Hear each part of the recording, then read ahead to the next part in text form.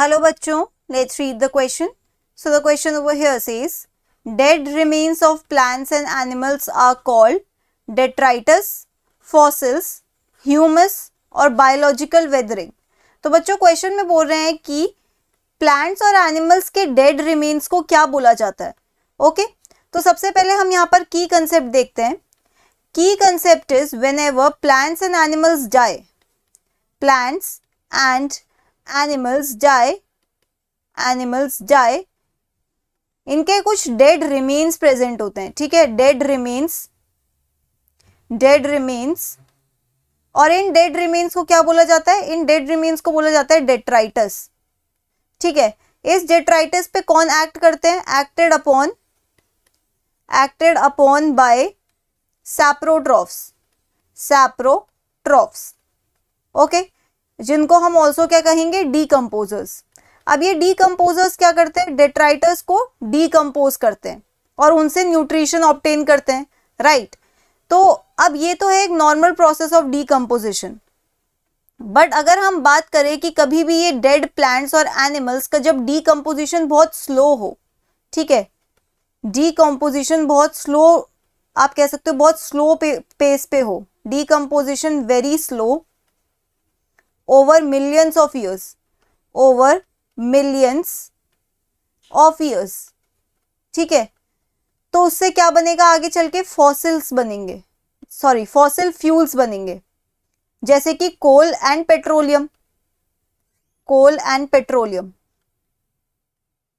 Okay, तो dead remains of plants and animals को क्या बोला जाता है? Dead remains of plants and animals को बोला जाता है detritus. So the final answer over here would be option A, that is detritus. Okay, if we look at the other options, जैसे कि fossils. Okay, fossils किसे कहते हैं हम? Fossils are remains of remote past. इसका क्या मतलब है?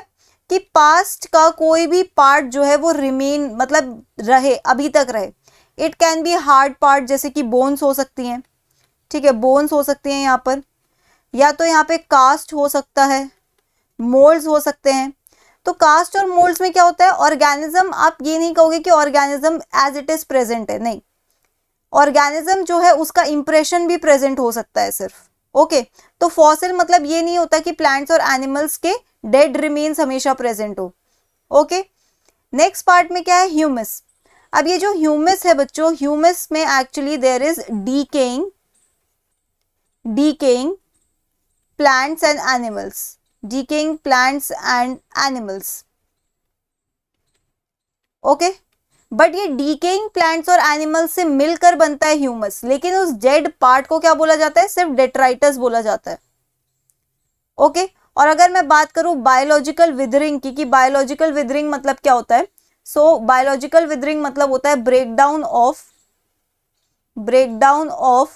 Large rocks due to action of lichens and moss. ये लाइकेंस एंड मॉस क्या करते हैं?